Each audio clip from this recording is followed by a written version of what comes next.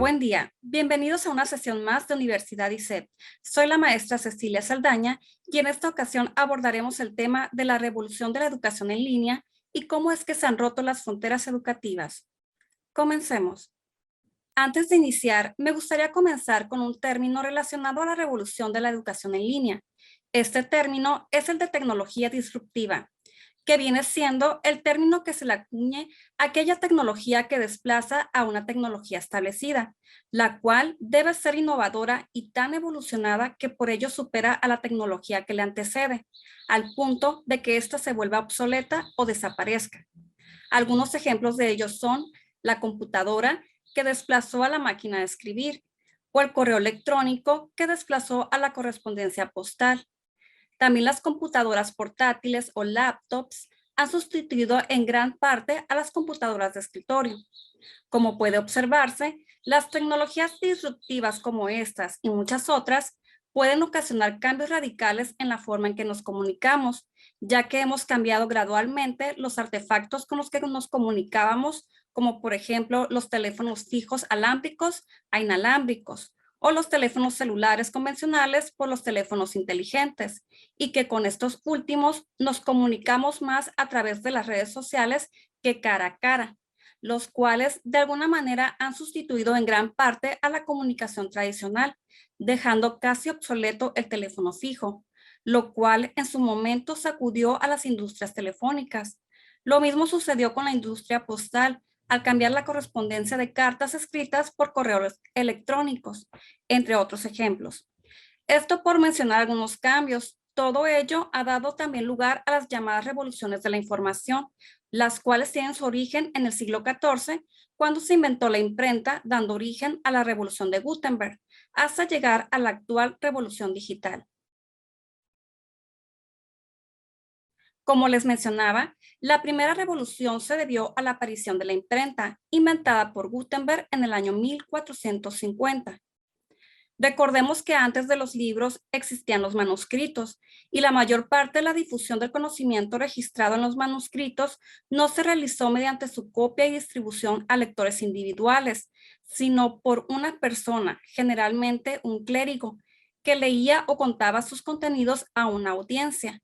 Así que en su momento, la imprenta también fue una tecnología disruptiva que vino a desplazar a los manuscritos a través de la impresión de libros.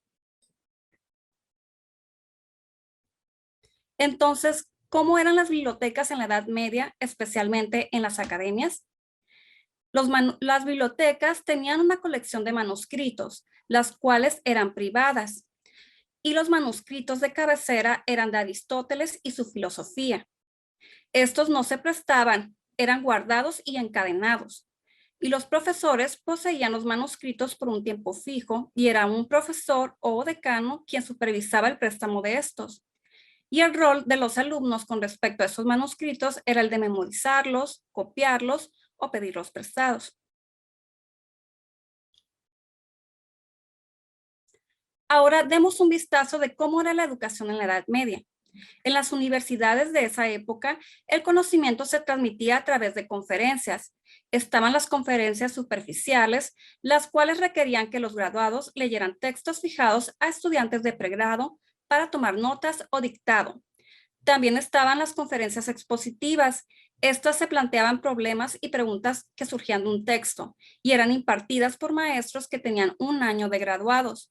Y también estaban las lecturas ordinarias, las cuales eran impartidas en las mañanas por profesores ordinarios con temas de Aristóteles, y las conferencias extraordinarias, las cuales se impartían por la tarde con textos menos importantes y en un lenguaje más coloquial. Ahora bien, ¿y cómo eran las formas de evaluar en esta época? Pues la forma más común de evaluación era a través de los debates o las discusiones. Juan Luis Vines, humanista valenciano, mencionaba que se discutía durante la cena, después de esta, en público, en privado, en todos lados y todo el tiempo. En las universidades alemanas se desarrolló el seminario como método de enseñanza en el siglo XVI. También en este momento se desarrolla el sistema de tutorías en Inglaterra. Y la educación universitaria fue oral principalmente en la Edad Media y el Renacimiento. y existía una dura crítica por el rol del aprendizaje excesivamente repetitivo y memorístico.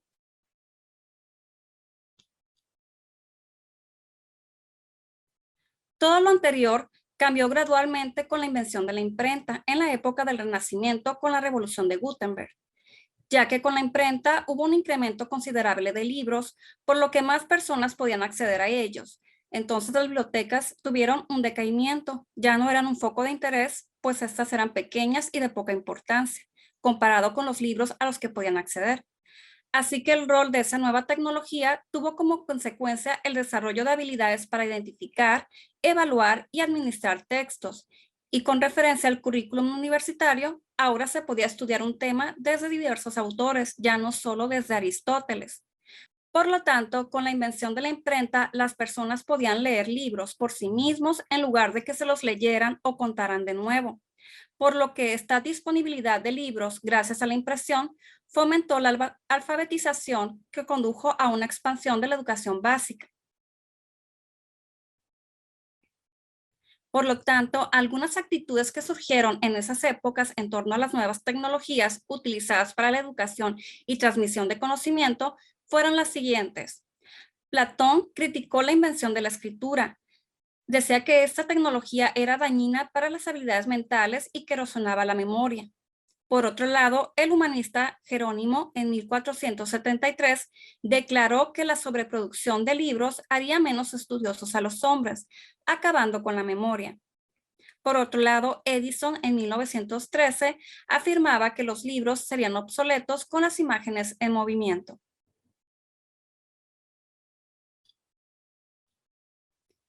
Bien, pues ahora, debido a que la educación en línea tiene sus orígenes en la educación a distancia, vamos a hablar un poco sobre esta modalidad.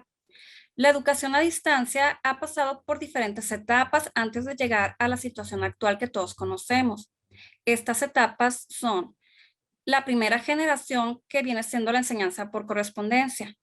Esta nació a finales del siglo XIX y principios del siglo XX y se apoyó con el desarrollo de la imprenta y de los servicios postales.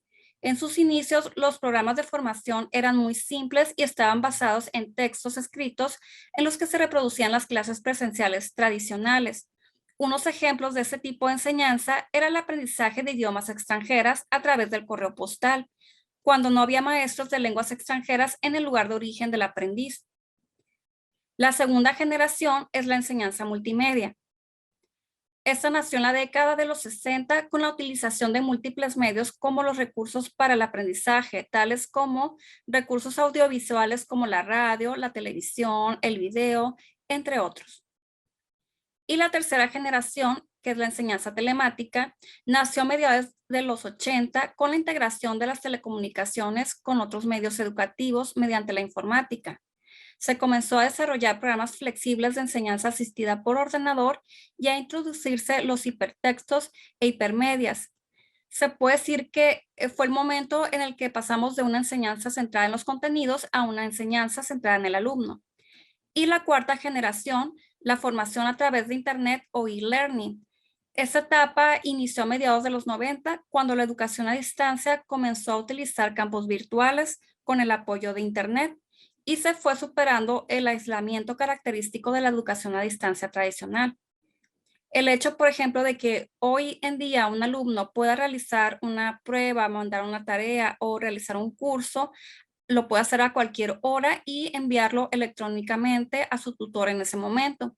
Y existe la facilidad y la viabilidad de que el profesor responda de la misma forma y proporcione un feedback al alumno. Esos son avances que en los inicios de la educación a distancia hubieran sido impensables.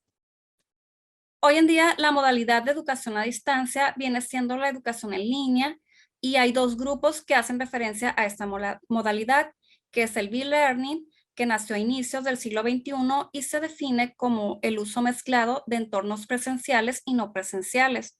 Y está el e-learning, que se origina en los años 90 y se define como los procesos de enseñanza-aprendizaje que se llevan a cabo a través de Internet, caracterizado por una separación física entre el profesorado y el alumnado.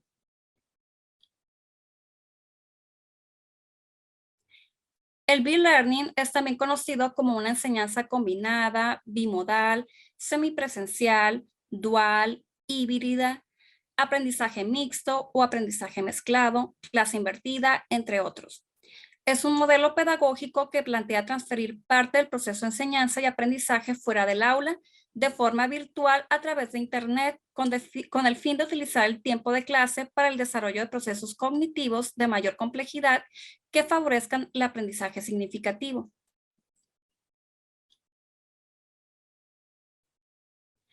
El B-Learning fue un modelo de enseñanza y aprendizaje el más utilizado en muchos países durante la pandemia de COVID-19 y que aún se vive actualmente.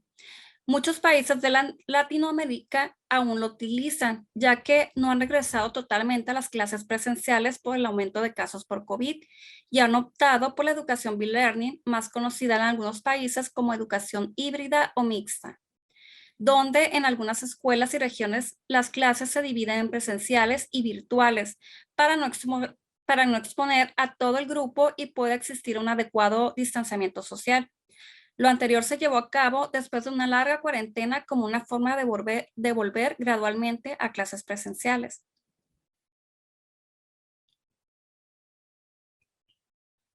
Ahora, el e-learning nace en los años 90 como una modalidad de formación asociada a la educación a distancia y al uso de Internet en la educación superior y la formación empresarial. En el caso del e-learning, se comparte la no presencialidad del modelo, pero el énfasis se produce en la utilización de Internet como sistema de acceso a los contenidos y a las actividades de la formación. Además, la interacción y la comunicación son una parte fundamental en ese tipo de formación.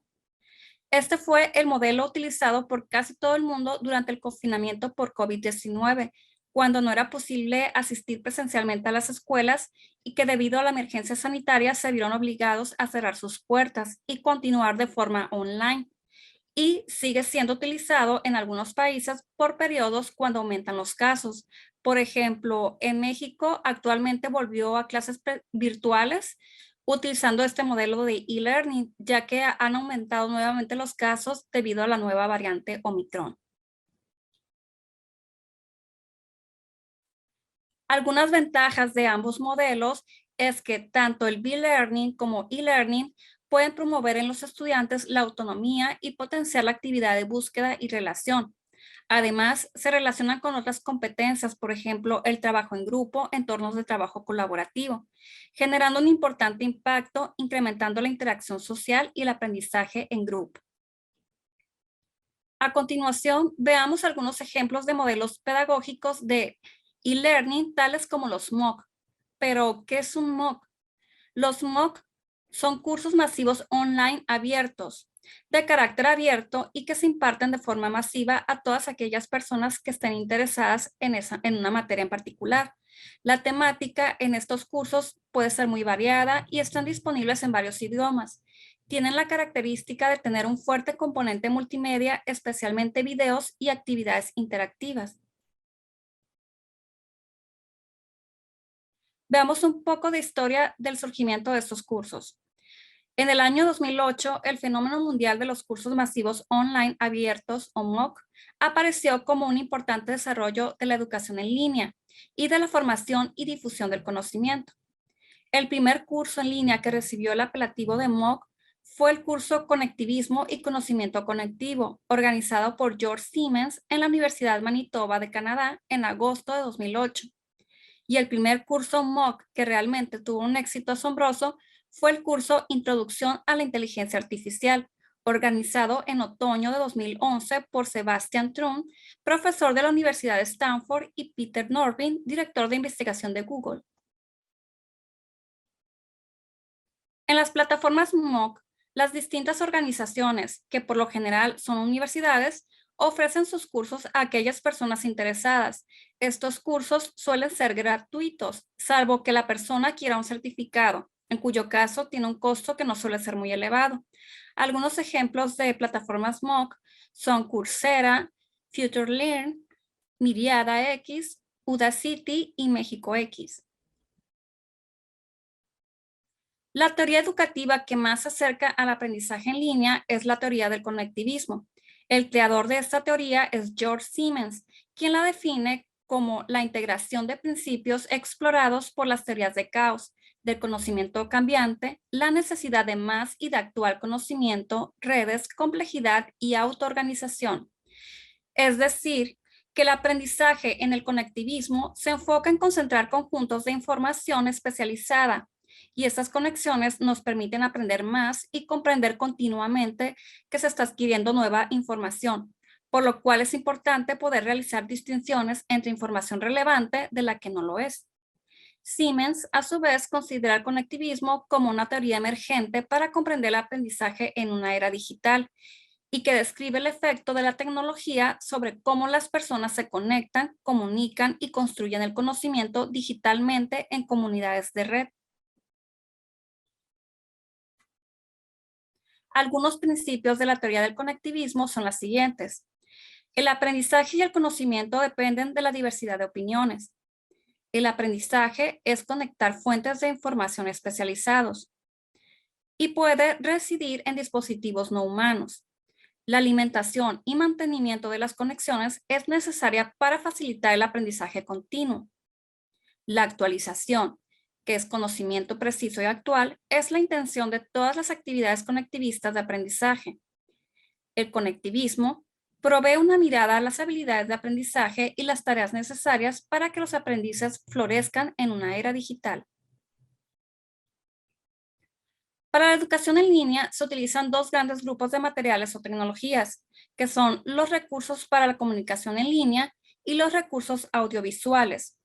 Otros materiales utilizados son los libros digitales, los portafolios, los laboratorios en línea, así como la realidad aumentada, videos, foros, blogs, entre otros. Un ejemplo de recurso de comunicación en línea es el blog. El término blog está formado a partir de una contracción de los términos ingleses web, que significa red, y log, que significa bitácora, de donde deriva blog. Podemos decir entonces que el blog no es otra cosa que una bitácora o diario publicada en la web. Se trata de sitios web donde se recopilan cronológicamente mensajes de uno o varios autores sobre una determinada temática a modo de diario personal.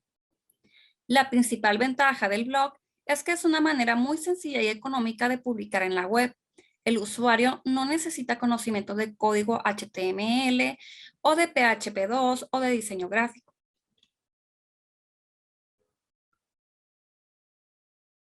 Algunas ventajas de que los alumnos hagan un blog son las siguientes.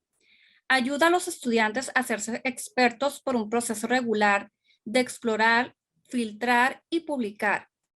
Incrementa el interés del estudiante y su apropiación del estudio. Otorga a los estudiantes posibilidades legítimas de participar y socializar en una comunidad de práctica. Suministra oportunidades para contactar en perspectivas diversas. Otro recurso educativo de comunicación en línea es el foro. El foro de discusión es un centro de discusión acerca de un tema en particular que concentra opiniones de muchas personas de distintos lugares en forma sincrónica. Esto último significa que la comunicación entre las personas se da sin necesidad de que éstas se encuentren usando la plataforma de manera simultánea. Cada persona que se conecte, independientemente del momento, tendrá acceso a los mensajes que queden registrados en la temática objeto de la discusión.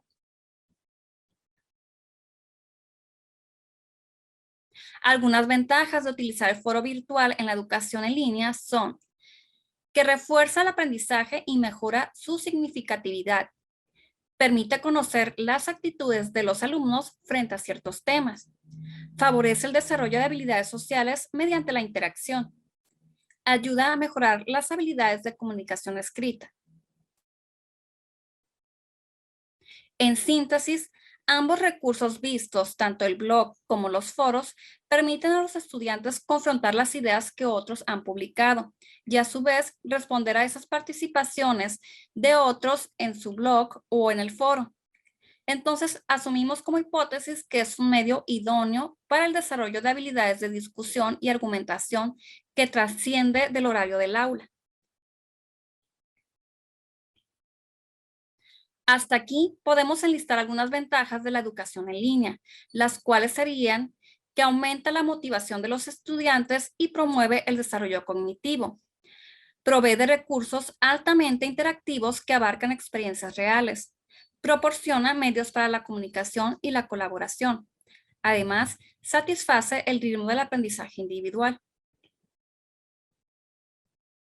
Por otro lado, las posibilidades multimodales de las tecnologías permiten a los estudiantes crear múltiples representaciones de un concepto para el aprendizaje. Permite la investigación mediante la recopilación, análisis y visualización de datos primarios mediante la recopilación de experimentos en tiempo real. Y permite la continuidad del aprendizaje fuera del horario de clase. Como podemos ver, la educación ha avanzado mucho desde sus inicios, cuando el conocimiento solo podía ser transmitido oralmente mediante el discurso de grandes pensadores o filósofos, tal como en la antigua Grecia con pensadores como Sócrates o Aristóteles. Posteriormente, con la invención de la escritura, el conocimiento también podía ser plasmado a través de manuscritos, que evolucionó a ser impreso en libros gracias a la invención de la imprenta, donde el conocimiento se volvió más accesible, hasta que llegó la invención del Internet, donde actualmente ya no es necesario acudir presencialmente a una institución para poder aprender y adquirir nuevos conocimientos. La modalidad de la educación en línea ha roto fronteras educativas, tanto en tecnología, recursos y metodologías, como las de distancia, ya que ahora si una persona desea especializarse en determinado campo y cuya especialidad o institución que la ofrece no se encuentra en su lugar de origen, ya no es necesario mudarse o viajar para poder estudiarla. Ahora existen universidades que ofrecen una gran variedad de cursos, posgrados o especializaciones en plataformas virtuales. Ahora bien, hasta aquí podemos decir que diversas tecnologías son actualmente omnipresentes en la educación superior. El Internet, el correo electrónico, sistemas de manejo de aprendizaje, cursos en línea, uso de celulares inteligentes, laptops, entre otros. Con la revolución digital se han expandido los cursos en línea en cualquier ámbito y se han generado diversas herramientas pedagógicas. Estas modalidades de educación virtual vistas hasta el momento han tenido un fuerte impacto en la enseñanza superior, ya que las universidades han visto una nueva oportunidad de abrir nuevos espacios al saber. Se concluye que las nuevas formas de enseñar y aprender han de ser estudiadas y comprendidas en sus interacciones con los nuevos medios y contextos de aprendizaje, a partir de la irrupción de la revolución de la educación en línea. Ahora bien, hasta aquí podemos decir que además, es indiscutible que mediante la modalidad de educación en línea es posible desarrollar ciertas habilidades necesarias para el siglo XXI, como la comunicación, el trabajo colaborativo, la autonomía, habilidades de búsqueda, de relación y pensamiento crítico, entre otros. Pues por mi parte sería todo. Con esto finalizamos esta sesión. Agradezco mucho su atención y fue un gusto para mí compartir este espacio con ustedes sobre este tema. Hasta la próxima.